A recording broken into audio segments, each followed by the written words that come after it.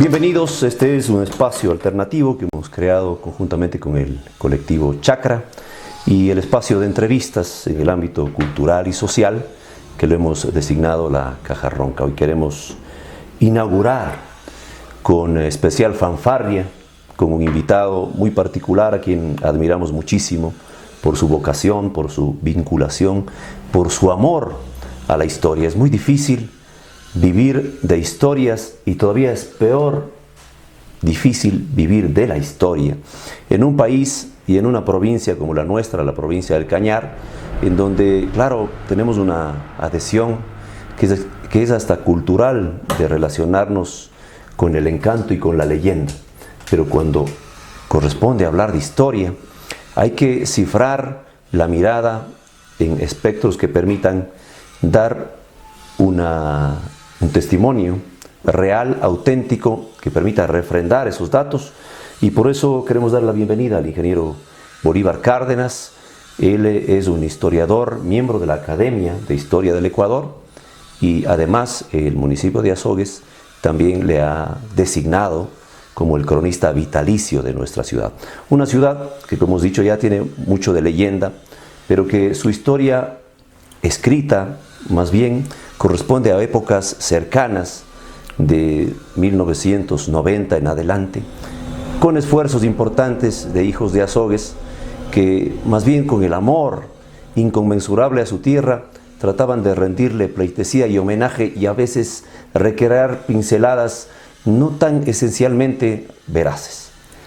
El trabajo esforzado y comprometido del ingeniero Bolívar Cárdenas le ha permitido a la ciudad tener datos y evidencias incontrastables que reflejan la historia de la ciudad y que la consagran para poder, a través de la identidad, crecer hacia un futuro mejor. Bienvenido, ingeniero, es un placer tenerle en este espacio. Muchas gracias, me hallo muy a gusto en este ambiente para venir a compartir con ustedes los temas que nos agradan mucho y nos apasionan, como es los temas de cultura, de patrimonio, de leyendas, de tradiciones de Azogues, y particularmente el tema que me apasiona, la historia de Azogues. ¿Cómo es que usted se vincula al amor, a la adicción por la historia? Porque su profesión, entiendo que no es ciertamente la de historiador. ¿De dónde aparece esa vena y cómo termina dedicando con tanta afición su vida a esta tarea, a veces no reconocida? Bueno, es la primera vez que voy a revelar cómo nació en mí la vertiente por la inclinación hacia la historia. Bueno, llevo en los genes, mi padre fue un gran coleccionista arqueológico, formó en Pindilig un museo arqueológico que un personaje lo timó, que eso será motivo de otra fecha, de otro encuentro.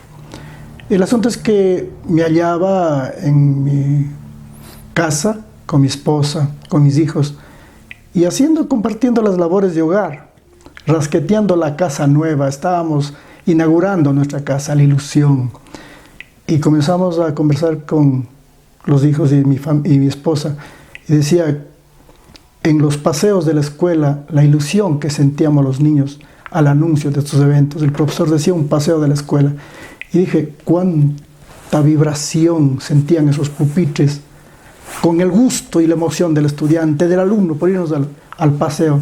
Pero en nuestra situación humilde, pobre y de campo, he paseado, ir a Cachia, al río, ir a Yanguán, ir a Ventanillas, qué sé yo, pues no como los paseos a la costa, a las playas que ahora se hace.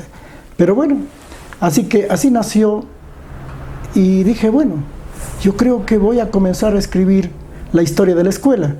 Y comencé trabajando un ensayo sobre las costumbres, las leyendas del pueblo, la escuela, la Semana Santa, la Navidad, el Carnaval, que se convirtió en un documento para la lectura y el disfrute a nivel familiar, a nivel íntimo. Y no llegó hasta ahí y no pasó más, porque mi decisión fue simplemente que quedara a nivel de un documento doméstico. Pasaron los años y me invitaron a la fiesta de mi pueblo, donde yo nací, que todos saben, es Pindilig. Y luego de la ceremonia de rigor, la sesión solemne, habíamos llevado incluso diseñando el escudo de la parroquia. Y una persona que yo recuerdo mucho, con respeto, con afecto, con cariño, don Luis Reyes Heredia, se acerca y me dice: Bolívar, ¿cuándo nos vamos a la casa del doctor Marco Robles para pedirle que escriba la historia de Pindilig? Eso me hizo reflexionar y dije, bueno, pedirle a una persona, con ajena, respeto, ¿no? dijo, ajena al pueblo, que escriba la historia del pueblo donde uno nació, no me parece apropiado. Es lo mismo decir que a una persona extraña diga, venga y escriba la biografía de mi madre. ¿Quién para conocer la historia del pueblo que su propio hijo? Y así lo hicimos. Dije, Lucho, yo voy a escribir. Lo tomó con escepticismo, con margen de duda natural. Yo no tenía ese perfil. Y una mañana gloriosa acudí al Banco Central. Y lo peor que le puede ocurrir a uno es que va a buscar lo que no ha guardado. Y por ahí la providencia, y yo siempre digo, ando con una señora que es bien simpática, muy linda y buena moza, se llama Suerte. Y ahí en el registro de las tarjetas salió una que decía, Cuenca visto por hombres ilustres. Pedí el documento en la biblioteca, se me puso a mi delante y comencé a hojearlo. Y ahí estaba el libro de Octavio Cordero Palacios, El Azuay histórico, los Cañaris y los Ingo Cañaris. Y aprecio en una de esas páginas el nombre Pindilig en mayúsculas. Y para no alargar la historia, se trataba de que a la llegada de los incas, el cacique de Puésar, de Peleusí, de aquí de Azogues, los de Macas, de Pindilig, de Quisni y Pumayacta, fueron los que bajo la convocatoria del cacique Régulo del Azuay, del cantón Sixi Duma, replegó a los incas. Y ahí nació, y fui investigando, hasta que nació Pindilig, Historia y Alma, que el doctor Segundo Serrano tuvo la enorme gentileza de acogerme y publicar la obra. En ese tiempo ya los recursos estaban agotándose, pero él dispuso que se haga un esfuerzo para que se ubique los fondos para que se publique la obra, y en convenio con la Casa de la Cultura salió Pindilig, Historia y Alma, que el doctor Serrano, alcalde en ese entonces, tuvo la bondad de acompañar y asistir al lanzamiento. Genial. Y de ahí fueron saliendo otros libros. Claro, justamente a eso queríamos ir. Hablamos de una historia refrendada y hablamos de una persona que tenía una vocación, una profesión distinta. ¿Cómo encontró el método para la investigación histórica y para poder traer datos interesantes, algunos desconocidos, muchos desconocidos para nosotros, y que le aportaron gran verdad y gran valor a la ciudad? ¿Cómo fue usted creando esa metodología que permitía superar a veces esas declaraciones de amor profundo a la tierra, pero que eran más bien imaginaciones y leyendas y tradiciones orales para construir una historia nueva y real?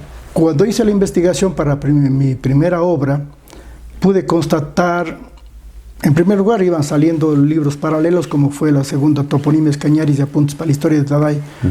Fui constatando documentos que me sorprendían. Decía, ¿cómo es que existe esta crónica sobre Azogues y no lo encuentro en los libros escritos? Porque yo comencé a devorar ávidamente todo lo escrito sobre la ciudad, sobre Cuenca, sobre Azogues, sobre varios lugares, porque era necesario tener una elemental ilustración sobre lo que yo quería trabajar. Y adquirí el carácter y el comportamiento de un investigador rígido. Tenía que trabajar solo en base a documentos, no con el criterio de terceras personas, ni acudiendo tal vez a fuentes terciarias, sino siempre a fuentes primarias, lo que ha dado a mis libros el nivel de credibilidad, y lo digo con humildad. Tengo el gusto de ver en obras, enciclopedias de otros investigadores, la cita en los créditos, la cita de mis libros, porque están debidamente trabajados, y lo he hecho en primer lugar por el respeto inmenso a la ciudad de Azogues. Javier, usted tiene que entender que al escribir, por ejemplo, sobre Azogues, yo no podía escribir una historia que pudiese traer controversia y admirar a la gente en cuanto a que era una historia no trabajada debidamente. Y mi devoción por la ciudad, mi cariño por la ciudad, aquí tengo grandes amigos que me han acogido siempre con los brazos abiertos, ha permitido que yo sea muy rígido conmigo mismo, me exijo demasiado, y toda crónica, toda semblanza, lo trabajo debidamente documentado. Si no hay documento, lo dejo pasar, ni lo abordo, de modo que íntegramente mis obras que he escrito, que ya llevo creo que sobre 21 libros, están trabajados en base a documentos. Qué bien. Ahora hay diríamos, una nueva cosecha, fruto de un esfuerzo grande que representa investigación de largas temporadas y que le entrega a la ciudad lo que acaba de usted comentarme en la conversación previa a esta entrevista, es una enciclopedia de Azogues. ¿Cómo está ese trabajo y cómo sus otras obras anteriores han podido ver la luz, dado que el estímulo a la cultura es casi inexistente, y cómo se puede vivir investigando tanto y dedicándole tanto tiempo y esfuerzo sin que haya de parte del gobierno nacional y seccional un respaldo que permita continuar con ese trabajo tan importante? Claro, bueno, muchas gracias. Una ayuda a memoria me sea permitido. Bueno, después del libro Pindiligi, Historia y Alma, salió Toponimes Cañaris, luego Caciques Cañaris en 2 ediciones, reescribiendo la historia, el Diccionario Enciclopédico de Historia Regional, Cuentos Campesinos, La Mujer Ejemplo de Valor Humano, Un Sueño Inalcanzable, que es una novela, Memorias de un Viaje Fantástico, una obra sobre la historia de Huachapala, sobre Cañaribamba, Dele Documentado, que son 2 tomos, libro sobre San Marcos, el libro sobre Pacha, que tengo aquí, Quingeo, y obviamente Azogues Republicano. La obra sobre Azogues arranca en 558 y lo he cerrado en 1942 con una crónica que relata y narra la tarde aquella en la que el bulldozer viró la primera peña para iniciar la construcción de la vía hacia el oriente. Pero ahora que estamos en otra tarea sobre una causa de carácter religioso, vamos a cerrar con una semblanza al reverendo padre Fajardo, que precisamente falleció en 1942. La obra sobre Azogues está compuesta de 4 tomos, el primero de 1552 a 1830, el segundo de 1831 a 1860, el tercero del 61 al 85 y el cuarto de 1886 a 1942. Tiene alrededor de 5.670, algo así, documentos citados en obra, con cerca de 400 años de historia. Lo he trabajado con tal devoción, con tal dedicación, que pido perdón, pido disculpas de la ciudadanía si es demasiado pretencioso decirlo de mi parte, pero la obra es excelsa. Y yo no podría decir que es la historia de Azogues, es la enciclopedia de la historia de Azogues. ¿Qué necesitamos para que esa obra se publique? ¿Por qué está todavía confinada? ¿Por qué no ha podido salir para rebatir incluso sí, algunas otras elucubraciones de protohistoriadores de nuestra ciudad? Sí, la obra concluyó en el 2014, ya llevamos 5 años. Y bueno, se ha procurado por parte del señor prefecto, él tuvo una intención de publicar la obra, pero nuestra forma de ser, modesta, puntual, correcta, no veía bien de que, siendo funcionario del Consejo Provincial, fuese el beneficiario de la publicación de una obra auspiciada precisamente por el Consejo Provincial. Y bueno, lo dejamos pasar hasta cuando el tiempo así lo determine, y ahora que estoy ya gozando del tiempo de jubilación, espero que a lo mejor el mismo Consejo Provincial o el municipio de Azogues, a mí me agrada eso, que fuera el municipio de Azogues, porque buena parte de la historia de Azogues gira en torno a su cabildo, en torno a la institución primigenia, la institución madre, la preocupada del bienestar de sus vecinos, el cabildo de Azogues. Entonces, Vamos a esperar, la Universidad Católica de Cuenca también estuvo interesada en publicar la obra, pero X razones que se dieron, no se ha concretado, pero estamos esperanzados en el periodo que viene de las nuevas autoridades que puedan acoger la petición de este servidor de poder publicar la obra de Azogues. Ojalá que así sea. Hay que tener también un amor y un respeto por la cultura, y eso también es parte del acervo que debe tener cada autoridad, ¿no? Y preservar para las futuras generaciones estos temas que son esenciales para una ciudad. Una ciudad sin historia es una ciudad sin memoria, y una ciudad sin memoria no puede llegar a ninguna parte, ni siquiera sabe quién es. Entonces pasemos, estamos justamente en los días de la celebración de la cantonización de la ciudad, y por eso es importante que podamos con usted conversar sobre algunos hallazgos singulares que mucha gente no los conoce y que ahora puede ser una revelación y aporte singular a la identidad de este espacio de la tierra ecuatoriana. Quiero pedirle, por favor, hay algunas controversias. Hay quienes hablan de que Azogues apareció a raíz de un asiento doctrina, ¿no? Y incluso había una fecha para conmemorar ese acontecimiento. Sin embargo, sus investigaciones serias y profundas han permitido evidenciar que es otro el relato de la ciudad.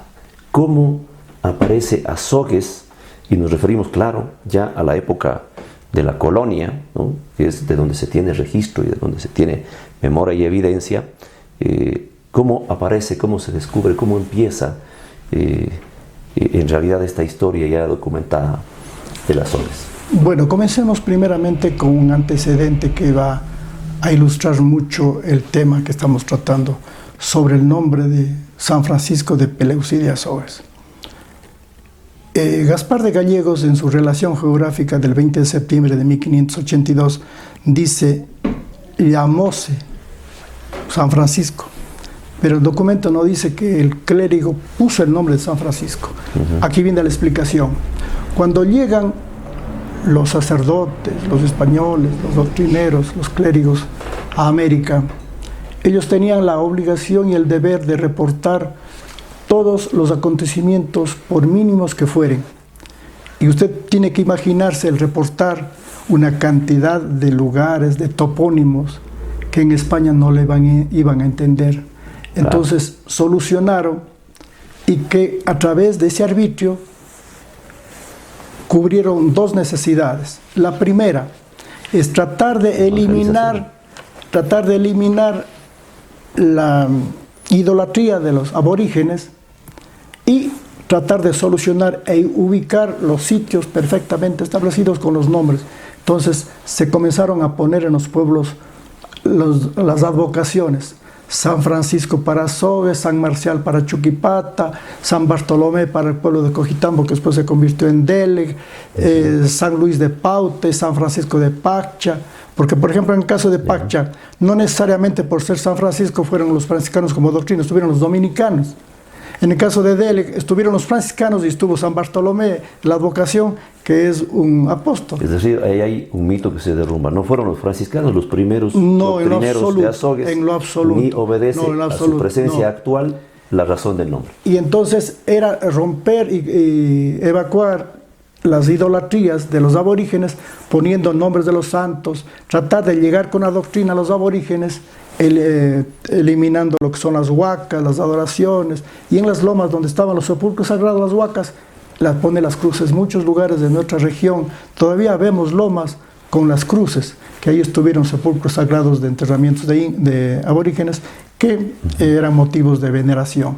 Ahora bien, lo de Peleucí proviene del pileo, la planta que de manera muy profesional, y tengo que decirlo sin ambajes, lo desarrolló el doctor Marco Robles, lo desarrolló en su obra, la famosa acacia, digamos el famoso pileo, que es un nombre común, pero que él lo manejó de manera profesional y científica, y se conoce con el nombre de acacia tomentosa, el pileo. Y en la relación geográfica del doctor Fray Gaspar de Gallegos, dice que se llama, ahí tiene el pueblo unas matas amarillas que florecen todo el año, por eso se llama Campo Amarillo. Ahora Eso bien, significa Peleusí. Claro, Campo Amarillo es el nombre de Peleusí.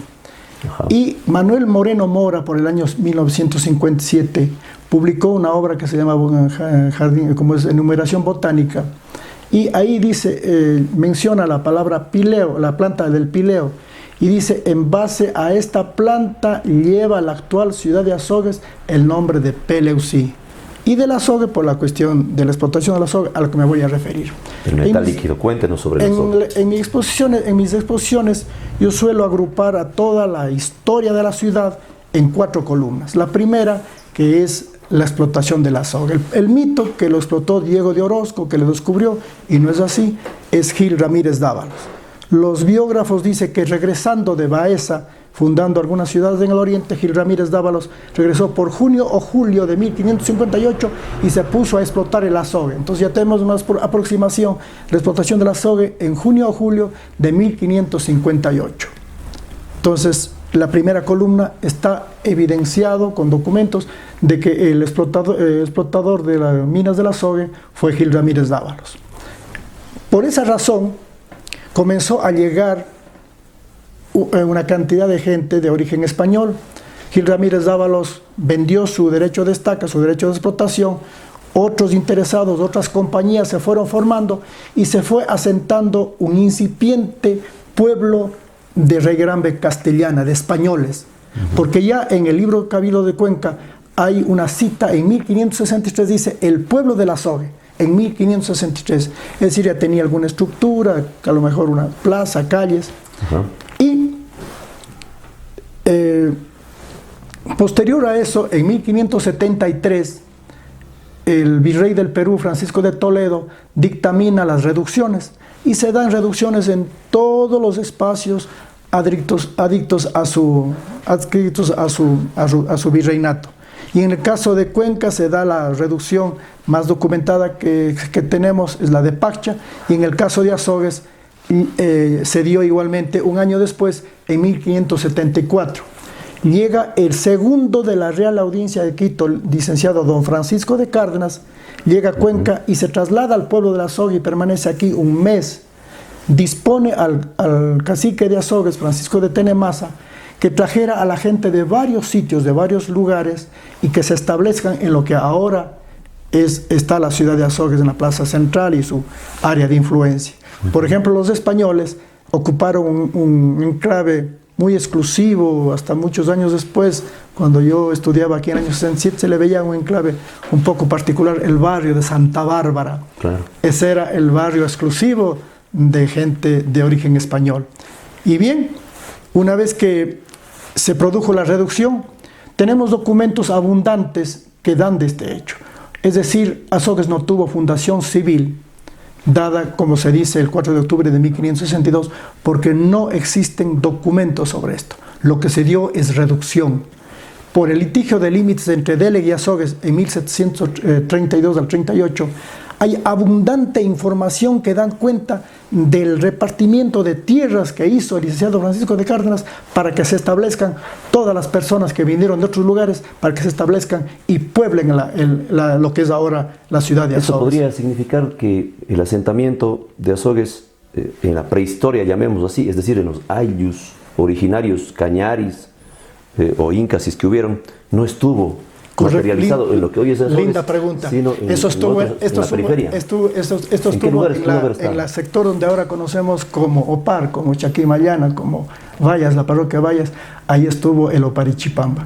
Ahí estuvo incluso con Juan Chacón hemos compartido largas horas, tertulias agradables, y él escribió una obra sobre Oparichipamba, que quiere decir el pueblo donde nació el pueblo cañari. El sitio donde nació el pueblo cañari quiere decir Opar. Entonces, es aquí en Vallas, ¿no? Así es. Y también en el sector de San Marcos. Si hablamos del poblamiento precolombino de Azogues, estuvo en la comunidad de Puésar, donde ahora vive Vilcay, y la comunidad y la parcialidad de Taday. Quiero hacer una aclaración. Hasta 1880, más o menos, hubo 2 lugares con el nombre de Taday: el pueblo de Taday, la parroquia Taday, que está cercana a mi pueblo de Pindilí, y la parcialidad de Taday. Entonces Azogues nace como parroquia con 4 parcialidades: Puésar, Taday, Macas y Huangras. Luego se sumó otra parcialidad, Chocar, y otra, Majeo.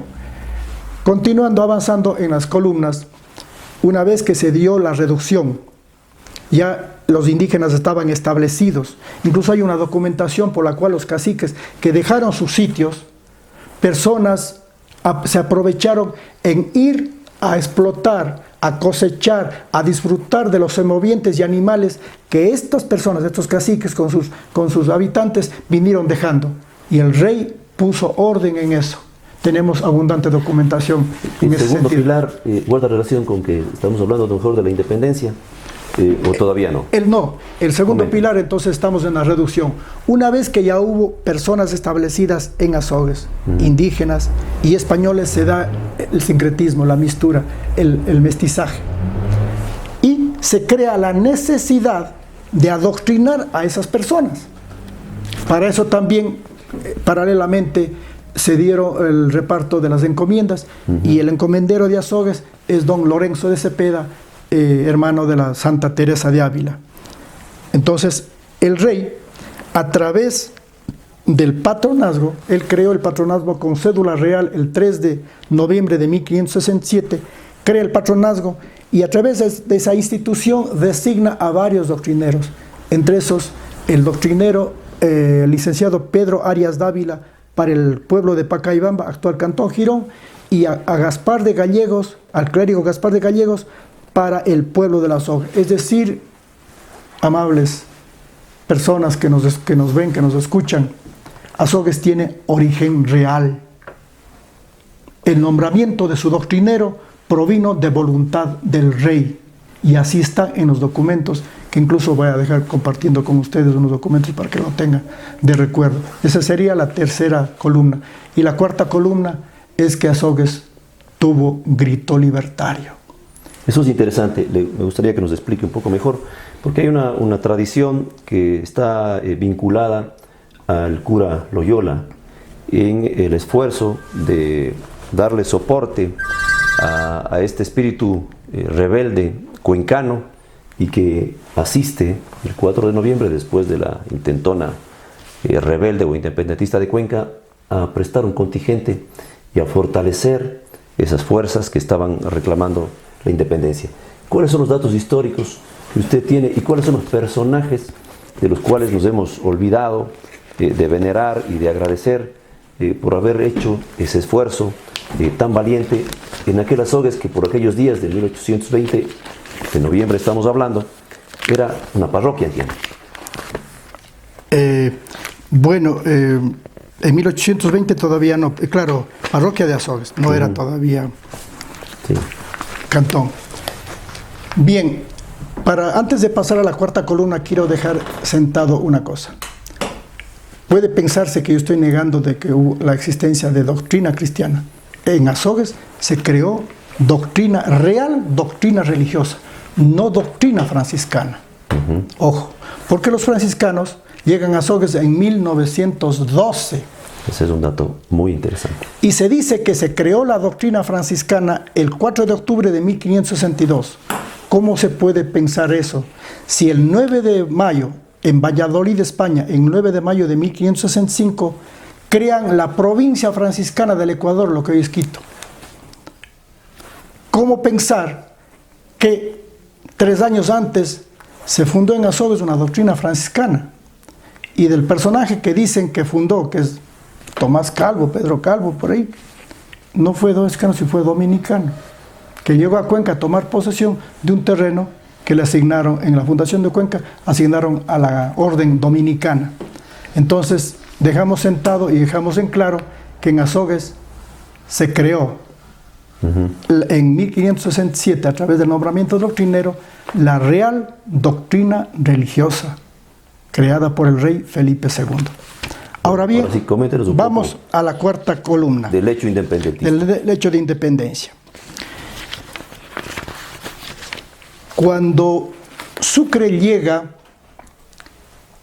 a Cuenca el 21 de febrero de 1822, luego de la derrota en Huachi se trasladó a Guayaquil, 6 meses ahí reponiendo fuerzas, curando a sus heridos, acopiando bienes a Machala. Subió por el pueblo de Yulú, en el sitio en el que se encontró con el general Santa Cruz, Andrés de Santa Cruz, el héroe boliviano, y llegan a Cuenca, libertando a todos sus pueblos. Ahí permaneció 50 días.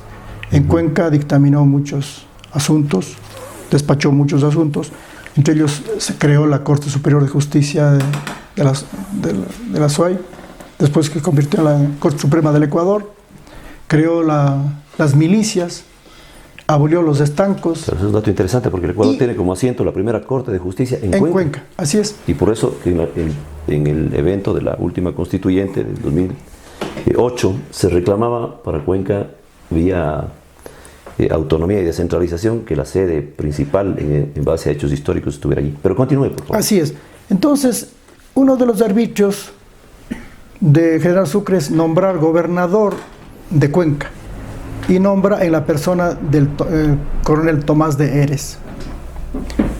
Y ahí se produce lo que vamos a hablar posteriormente, la primera cantonización de Azogues. Pero concretémonos al hecho de 1820, al hecho libertario que se dio en Azogues. Teniéndole al general Sucre en Cuenca, varias personas que se sintieron perjudicados, que fueron proscritos sus bienes, confiscados sus bienes, sus semovientes, sus caudales, hasta su familia, vieron la oportunidad de acudir con expediente en mano y poder reclamar y poder recuperar y poder resarcir todos los daños causados en sus familias. Y uno de esos perjudicados fue Juan Monroy, porque cuando él participó en el hecho libertario en Azogues, él debió sufrir el más grande vejamen, ser azotado en Cuenca. Y como ya era de avanzada edad, pidió el hijo, Carlos Monroy, que en vez del padre, en lugar del padre, él fuera escarnecido y él fuera azotado en la plaza pública, como así aconteció. Por lo menos ese favor fue concedido. Y el general Monroy, teniéndole al general Sucre en Cuenca, llega con un expediente abultado de lo que daba cuenta de su limpia trayectoria como teniente graduado de milicias. Y le pone una carta que comienza así, y les voy a leer. Dice: señor general Juan Monroy, vecino de esta ciudad, ante vuestras señoría por esta presentación parezco y digo que el año pasado de 1820, habiendo penetrado las bellas intenciones de los vecinos de esta ciudad, hablando de Cuenca, y la de los del pueblo de Azogues, sobre establecer la libertad a beneficio de la patria, y como yo hubiese sido uno de los que con ansia apetecía haber cumplido este feliz propósito, tomé luego la resolución de salir a esforzar el ánimo de los habitantes de dicho pueblo hasta conseguir que todos proclamen la natural libertad. Este documento lo recogió Octavio Cordero Palacios en este trabajo que se llama Crónicas documentadas para la historia de Cuenca, publicada en 1920, y aquí está el extracto que acabo de referirles. Ahora bien, ustedes dirán, ingeniero, pero como que solamente es usted quien expone, publica, revela, manifiesta este documento revelador. Y miren, señores, no es así.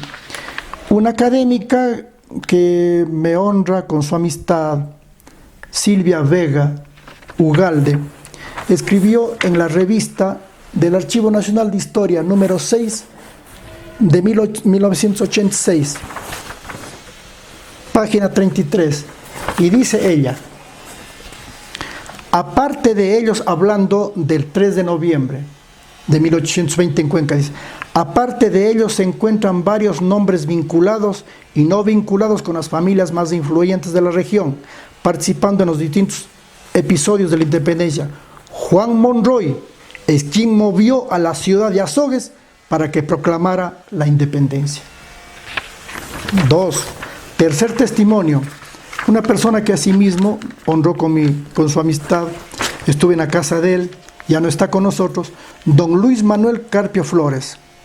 aquí en estas crónicas que los publicaba por año seguido en el Heraldo, exactamente habla del grito libertario dado en la ciudad de Azogues el sábado 4 de noviembre de 1820 a manos del prócer auténtico de Azogues, don Juan Vicente Monroy. Y voy a concluir, no he traído, pero les invito a ustedes a que lo vean y lo revisen. Se trata de la obra Biografía de Cuenca, escrita por el que fue cronista vitalicio de la ciudad de Cuenca, don Antonio Lloret Bastidas. Él lo escribió en 1957, hace 61, 62 años ya, pero por razones que desconocemos no se publicó esa obra. Le publicaron otras obras sobre el magisterio azuayo, sobre el desarrollo de los poetas en Cuenca, los dos tomos de las cuencanerías que le permitió ganarse el premio Fray Vicente Solano. Y cuando él falleció en el 2015, el municipio de Cuenca publicó esta obra que se llama Biografía de Cuenca. Y es a través del método cronológico, es decir, comienza desde 1557 y va día a día, mes a mes.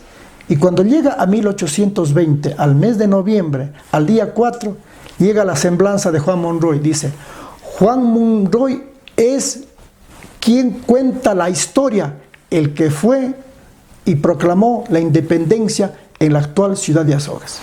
Cuenta la historia. Quiere decir esta expresión tan maravillosa, esta expresión de peso y de fuerza que tiene. Cuenta la historia, quiere decir que fue una tradición, que se transmitió de generación en generación, de padres a hijos, que está documentado y que es una circunstancia de dominio general. Cuenta la historia.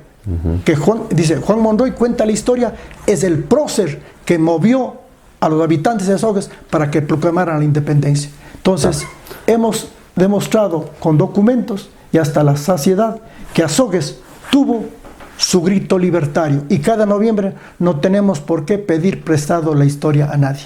Muy bien, es un dato precioso, interesantísimo, y con el que quisiéramos cerrar esta primera parte de la conversación, en virtud de que por el estilo del programa vamos a hacer en 2 espacios. Con todo gusto. En la siguiente edición que vamos a proyectar podremos conversar de otros datos históricos tan relevantes. Para cerrar, pues no estamos restando la valía ni negando la participación del prócer también libertario, el cura Javier Loyola, sino le estamos agregando otros elementos esenciales, quizás de superior valía, porque determinan que en las circunstancias de la evolución tecnológica y de conectividad de los pueblos, alguien tuvo que haber venido desde Cuenca para traer la noticia, contagiar al pueblo, movilizarlo y a lo largo del camino de retorno a Cuenca ir obviamente sumando voluntades, captando adhesiones, y dentro de ellas están muchos otros personajes que están... Así aconteció, Javier, lo que usted inteligentemente intuye. El hecho fue, el 3 de noviembre se da el grito libertario en Cuenca, la ayuda con su homilía, con su fuerza, con su palabra, con su oratoria de Juan Ormaza y Gacitúa, y se consolida ya el hecho libertario en la plaza de San Sebastián, el 3 de noviembre, viernes 3. El sábado en la madrugada se traslada Juan Vicente Monroy en su caballo y llega billete 6 de la tarde, 6 de la mañana, 7 de la mañana, y mueve a todo el pueblo de Azogues. Habrá sido una villa pequeñita con casitas de paja, algunas de teja, encantadora como siempre la urbe peleucina. Y de un momento a otro, sorprendentemente, la plaza central, la plaza de armas en ese momento, se vio inundado de gente que gritaba con alborozo y decretan y declaran la independencia de Azogues. Y dice, bueno, el hecho es que ayer se dio la revolución en Cuenca y tenemos que salir en caravana para reforzar los ánimos de Cuenca. No vaya a ser que hasta que lleguemos todo lo andado ayer se reduzca a cero. Y sale un tropel inmenso desde Azogues. Es decir, Azogues apoyó el movimiento libertario dado en Cuenca y pasa por San Marcial de Chuquipatas y se suma el párroco de ese lugar. Y llega en Cuenca y se visibiliza él con sotana. Juan Vicente Monroy, una persona muy sencilla, casi un ancianito, y le recoge la historia: viva la libertad, viva el cura Loyola, abajo los chapetones, abajo su terquedad. Muy bien, cerramos con esto, ingeniero, le agradecemos muchísimo la bondad. Esta ha sido la primera edición del programa La Caja Ronca. Somos parte del canal Chakra TV y yo soy Javier Serrano. Nos vamos a ver en una próxima oportunidad. Muchas gracias.